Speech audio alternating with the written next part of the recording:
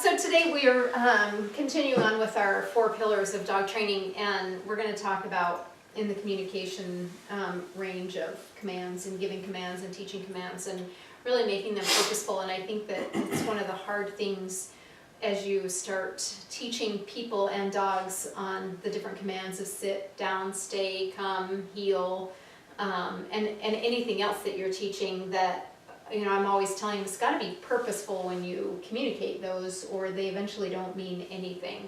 Because, you know, when I walk into a home, they're constantly telling the dog to do stuff, but never following through. And they don't really need the dog to do the stuff that they're asking the dog to do.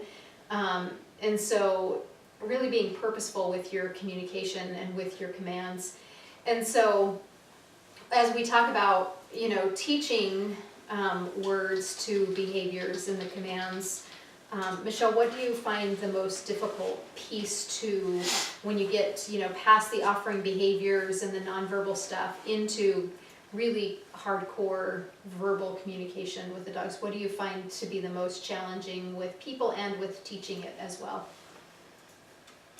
With people, I would say it would probably be consistency, and not even just in the word they're using, but in the way they're acting it out. Because dogs really are probably more in tune to they are more in tune to our body language than into our words. Right. So just repeating that same thing over and over and over again, we stop doing.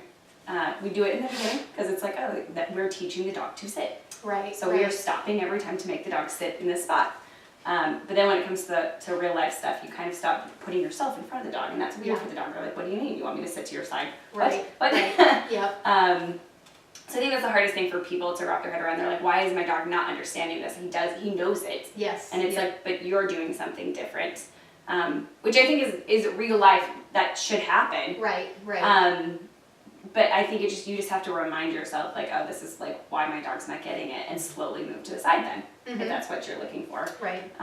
Even as a dog trainer, sometimes I'm like, why do this dog not know what we're doing? Right. And I know he's been in training for 6 months. Yeah. I know he knows how to sit, Yeah. so I do it Yeah. too. Yeah. Like, I'm totally guilty of it as well. Yeah. The lab boys that we walk regularly, I notice it big time with them. If you ask them to down and they're on your side, they won't do it. Yeah.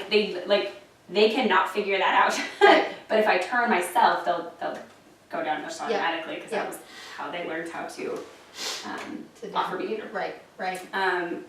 When it comes to the dog itself, I think a lot of that comes back to how you taught it and if they're actually really watching you or not. I think a lot of dogs get bored with it, especially if there's no reward in it. Because we stop giving them a reward for it, which makes sense. You have to stop doing that. Yeah, yeah. You can't always give a treat just because you want your dog to sit. Yep. And if there's no reward behind it, your dog is going to, they're just going to stop paying attention. Yeah. So I think that's the hardest part for the dog. Yep, yep. Shannon, what kind of purposeful communication do you use in your household versus when you just expect behavior? Does that make sense? So like, what are the commands that I actually use? Yeah, that are purposeful, like not just randomly asking them to sit, but what are some purposeful activities when you're asked, you know, that you ask for? Like, come outside, get in the car, you know. Sometimes I do ask the dog to like lie down because sometimes they're just like not getting that they're supposed to, even though I do try to train to that level that they're supposed to just do it when the environment happens. And when they're not just doing what they're supposed to, that's mostly more when I use the commands and ask them to lie down or come over here or, you know. Okay. But I mean, really, the things I ask them to do the most is come outside, come inside, or get in the car. Those are the main most things that I ask the dog to do. Right. And then they want to do it because they're going somewhere. Sure. So that makes it easy. That's an easy thing to train the dog, because when you ask them to get in the car, then they get to go for a ride. Right. So, Yep. and so the confusing part comes where because we say truck or car, because we have a truck and a car, and so then they know which door to go to. Right. And so then if someone just says ride, then they're like, What? which car? You know? Yeah. So it's kind of fun. Yeah. Yeah. Yeah. Melissa, what, as far as commands go, describe purposeful commanding? Purposeful commanding, I would say you expect it and you will follow through. Mm-hmm. A lot of times I'll talk kinds about nagging versus asking or commanding. Mm-hmm. Nagging, I would be like, hey, sit. Oh, okay, down is fine. Mm-hmm. Oh, no, sit. It's like your dogs, they're not paying attention to you, that's nagging. Right. And I blow people off if they're nagging me. Sure. Like I will Yeah. like, nope, no, whatever. Yeah. Dogs, if you're nagging them, they're not gonna do it. There's no purpose or value to it for them. Right. But if you stop and give the dog a chance to think, Mm-hmm. give the command verbally, if there's another cue that you give, like Michelle was saying, stand in front of them. Because if, like, for example, like that example with the dogs, I forget who you said, The boys. the boys? Black boys, Yeah. If they're not downing by your side, and if you keep down, that's not purposeful. Right. That they're blowing that off, that has no meaning, and that word loses value Mm-hmm. because nothing's happening from it, right? Yeah. But you follow with that secondary cue of going in front of them, once again reinforces that word has value and it's purposeful Mm-hmm. because you did something to help them figure it out. Yeah. And I think that's the biggest thing is don't just stop using it if your dog doesn't figure it out then. Right. Help them. Yeah. That adds purpose and value to it Mm-hmm. by you following through because like, oh, okay, they're doing this too. Yeah. And I think it's kind of a lot of rambling different, No, it's good. but like if I'm not willing to help the dog or meet the dog halfway, I shouldn't expect the dog to do it. Right. You know, like Yeah. if I'm like for example, right now our winter routine is the dogs come inside and they each sit on their rug Mm-hmm. so we can dry them off. Yep. And so we're teaching that every morning. Anytime they come into the house, is it annoying? Yeah. Yeah. Because we're not drying them off right now, but we Right. know when they're covered in snow, Yeah. we don't want them running into our house. So Yeah. Nick and I are having to meet them halfway Mm-hmm. by every single time reinforcing this is your rug, this is your rug, Yeah. this is your rug. Yeah. If one gets off, okay, we have to go back. Right. So we're meeting them halfway, but the command of go to your rug or on the rug, Uh-huh. we say it now, but we're meeting them halfway so it has purpose. Yeah. Eventually, we don't have to say on the rug. Right. They just run inside and go to their rug. Yeah.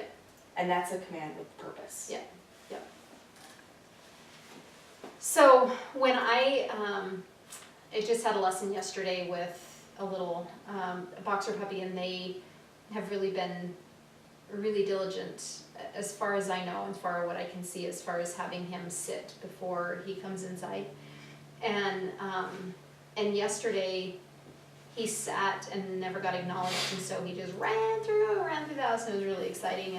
And because we were heading in and we were going to be doing something different, and so all of a sudden that whole picture changed, you know, for that.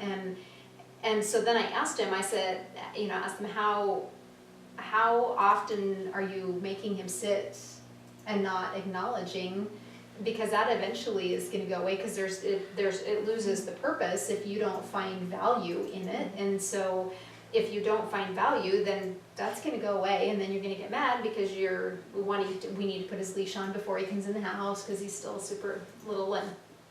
And so it really made them stop and think about, you know, is there value in what you're asking him to do, and is it something that you can follow through with every time? Where I don't make my dogs sit, you know, before they come in. I don't really slow anything down. It's somewhat of a chaotic experience when we open the door to let them come in, but they all know to run to their spot or their place, and so, you know, I don't take that because I know that's something that I'm not going to follow through with. I don't have barriers at the front door with my dogs, and so when people come in, if they step out on the porch, if they, you know, go to the door, I don't have those barriers, and because it's something that I won't follow through with every time. And so if I need them to do something, then occasionally it's get on your bed. When somebody's at the door, they're creating a little bit more chaos than I want, then that command is purposeful. But if it's something that I can't follow through with every time in the routines, there's no purpose to giving those commands or asking of those behaviors, because the dog's going to eventually blow you off because you didn't follow through with it every time. And I think that's the hard piece for everybody is, you know, well, I want him to sit, and I want him to sit here, and I want him to sit there, but can you follow through with that behavior every time to make it become a conditioned response? And if you can't, and if they don't follow through or they break are you willing to put the time in to follow through with getting them back to the bed, getting them to sit at that front door, or, you know, the door before they come in, or, you know, whatever that is. And so the purpose of giving a command is that you need that to happen. Not that you want it, it's that you need that to happen. So Michelle, what are some of the things that you need your dogs to do that you command them, you know, on a regular basis? You know, it's, as you were talking about, I've got a perfect example of both of those things that have happened, that happens in our house every single day. Murphy has bit people at the door, and so he has to have something. Like, so and it was actually really not even on purpose, it was just every time the doorbell rang, we put him in the bathroom, and now it's very conditioned, he will run into the bathroom. Right. Rambo, it's hit and miss, which that's part of what I was going to say, is that like sometimes Rambo gets away with it because it's somebody we know, we don't. But I always shut Rambo or Murphy in, always, no matter who it is. Even if I don't go answer the door, like I'm like, oh, it's just the UPS guy. Right. Every single time I have to remind myself, when Murphy starts running to that bathroom, I have to get up and go put him in. Because if I don't, next time he's not going to. Right. And Murphy's a smart enough dog, he will manipulate you to the end, and he will. And I'm going to tell, this is the other thing, like, I cannot stand my dog staying in the kitchen when I'm cooking. It drives me absolutely bonkers. And I have the perfect kitchen that I could have that boundary. But here's the problem. If I'm home alone and I'm in there in the kitchen cleaning, like doing dishes and stuff, I'm not paying attention at all. So Murphy is always sitting at my feet. Yeah. Always. Yeah. And this happens almost every single day. So at night I'm asking him to get out while I'm cooking dinner. Yeah. But during the day I'm fine with it. He does not know. Yeah. And he pushes that boundary every day because he does, like, there is no follow through. I mean, he will get out when I get mad, like at night when I'm like, no, it's time for you to go to your bed. He'll go to his bed at that point, but he challenges me every night at that boundary. So if you are not willing to follow through with it in every case, right, they will learn to manipulate you that way. Because it just loses the purpose. Right, absolutely. Yeah. Yeah. They're like, well, you don't care. I mean, and it's their whole life. It's, you know, dogs are opportunistic. They're going to look for times that they can do what dogs do instead of, well, if you don't care, then I don't care. Yeah. Right. Yeah. I mean, Chianti getting up on the couch randomly, and, you know, sometimes Chris and I just look at each other and don't really say anything to her. It's just like we're a little bit in shock. And we don't say anything to her, you know, so I'm sure that's why she randomly checks in to see if she can still get up on the couch. Oh, Murphy's so funny. Do you remember he was not allowed on the furniture at all as a puppy? At all. Yeah. For the first year of his life, he was not. And it is still, when he was probably about a year and a half, we stopped caring. Right. It is still the funniest thing. You can tell he's sneaking on the couch. He's 7 now. And I'm like, dude, like, we don't care anymore. Right. But it is to like watch you while he's like putting his feet up, and then he'll like hop up and just even the bed. He will not get on the bed like all the way until you call him. It drives me actually crazy when I'm trying to sleep. He'll put his feet up and just sit there and stare at you. Right. It drives me crazy. Get in bed. But it's funny, he's like, that one, he's like, he challenges it, but it's still this, like, in the back of his head, he's like, no, I'm not supposed to be here. Right. Yeah. Yeah. Yeah, it's funny how they perceive it, and then how we are, you know, our responses and reactions are to it. Shannon, what are some of the things that your dogs manipulate, and that you have to remind them of the purpose of the behavior? Well, I like Louis to go in his kennel when I ask him, and he tries to manipulate Mike to not let him, because he doesn't want to go. Right. He doesn't want to go in there when Mike asks him to go. And Louis gets angry at things sometimes and has a tantrum. So like a couple months ago, we had a big issue where he didn't want to go in. He manipulated Mike. Mike didn't make him go in, and then every time that anyone would ask him to go in, it was this huge tantrum. I'm not going in there. I'm being a brat. So then we had to spend a whole Sunday and reinforce in and out, you know, restraining down when you're being naughty, not let you out if you know. And because he has behaviors like that, like, I really need him to go in, so that if he starts having a problem when somebody's over, I can say, go in your kennel, and he'll go.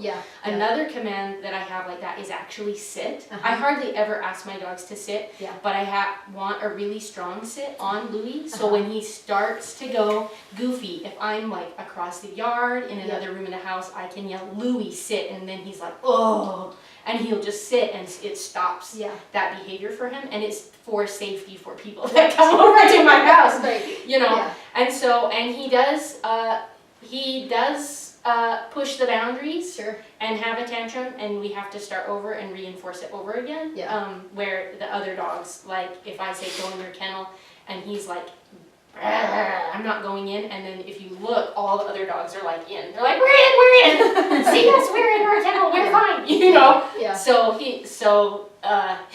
that dynamic has that effect in my house, where I'm like, you go in there, and the other dogs are like, we're fine, Yeah. you know. So really, those are my main two things for him That's good, yeah. that I do, but they're always. Mike's the softie at our house. Yeah. So when we first got Louis, he's like, no, dog's in the bed, no. And Yeah. I come home first and there's a puppy in the bed. So we knew right away that they would get away more with Mike than they do with me. And to a point, it's Right. okay. Sure. But then once it crosses the line, then you have to go back and Yeah. like reinforce everything and Yeah. then start over Yeah. again. But Yeah. every dog's like that. They always, Yep. like with Chianti getting on the couch, Right. like they just like, they want to try it out Yeah. that day. Maybe something different will happen today. Right. And that's when you have to be committed to go to the Yeah. bathroom and close Yeah. him in the bathroom, or Yeah. go take him back outside, because you know that if you cave on the day Yeah. when they just try it out for fun, Right. that you've lost the Yeah. consistency of your command. Right. Right. Melissa, what are some of the things that your dogs either manipulate or that you have to remind yourself that these are the rules? I laugh because we're actually going through a very funny phase at our house where, so Cooper, we're always keeping her busy with different jobs, or she'll create jobs. And right now she's going through a funny period of, I kind of been like, do you guys really want me to do this? And making stuff up, which that stuff is going and getting the gremlins, or 2 other dogs on the gremlins, and making them do something. And so Yuki and Trigger are always watching, and they'll mimic Cooper. So now they're both trying to shut cupboards and beat Cooper to it. So Cooper's job, it's a circus at our house. So Cooper in the kitchen, she shuts cupboards and drawers because she would, even as a young puppy, just always want to be involved in what we're doing. And we knew we couldn't stick to her just laying on a bed. Yep. We tried that and we can't do it. Yep. Yep. In other ways we can, but in the kitchen, Yep. no. So she would shut cupboards and drawers. Yuki knows how to do that now, so she tries to beat Cooper to it. But then Cooper gets very upset, and then Trigger's like, I'm going to be involved in this. Yeah. So we're going through, okay, what do we want the kitchen scenario to look like? Right. So we have them all lay, and we'll tell it's Yuki's turn and Cooper's turn, and Yuki's turn and Cooper's turn. Yeah. So it's a lot, but we have to, it works for Yeah. us. Like it's Right. how it kind of, and she's just going through very different, like her whole doorbell routine. She's now testing it and going, is that what you guys really want? Now she's just going and laying in bed. So we're kind of talking about, like, do we really want her, Do we need all do the we other need all stuff the other now? stuff Yeah. now? Yeah. But kind of coming up with new routines of, they never got excited about dinner before, but now it's a very fun time and they build off of each other. And we taught, so Yuki knows her trick of meerkat.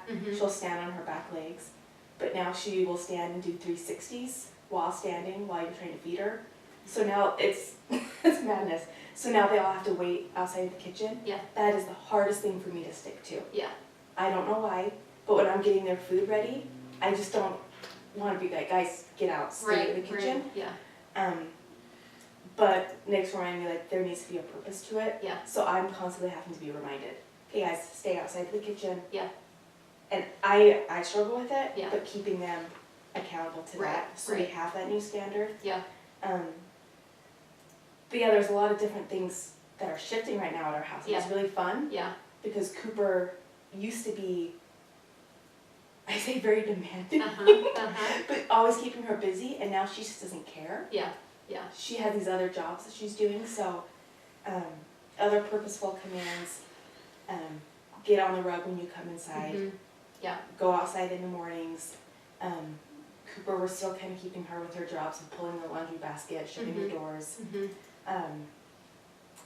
Yeah, those are Yeah. kind of what I think of now, but it's Sure. a big shift right now, and it's been fun for us to go, what do we really need, Right. and what can I Right. stick to? Yeah. Yeah. Because I found that some things I just don't want to stick to anymore. Yep. And that's okay. For sure, I think, that happens as our dogs get older, changing what the expectations are and what we need from them. But it's still, when you ask for it, there needs to be purpose behind what you're asking for. Or there's no sense of the dog doing it because they do need purpose. And that's an important part of living with your dog is, there's got to be a purpose, there's got to be an end result, whether it's a treat or whether it's somebody's coming in. The dog has to see purpose for them to enjoy or to do what they're doing. And I think Murphy's running into the bathroom is, I think he's found the purpose in it is to take that scary responsibility from him that he doesn't really like anyway. I agree, 100%. I Yeah. totally, even Yeah. when you come to our house, sometimes Yeah. I'll run in there, even if he just walks through the door, and Yeah. I really think it's just his way of I don't actually really want to do that. Right, right, yeah. I don't want to be a part of that Yeah, chaos. yeah. Yeah, and they need to see that purpose behind it. Were you gonna add something? Oh. So in your entire life with your dog, don't just randomly ask for things if there's no purpose behind what you're asking them to do. So really think about, do we need him to sit? Do we need him out of the kitchen? Do we need our dogs to go be on their bed when somebody comes to the door if they're perfectly fine and their manners are fine? And so really thinking about what you're asking of your dog. Stop asking them to come if you don't need them to come, but you need them to get in their kennel. Why don't you just tell them to kennel? And that's another big challenge is people are constantly calling their dog and then doing something. I'm like, why are you calling? There's no purpose behind that call. What you really need them to do is come inside. So tell them to come inside.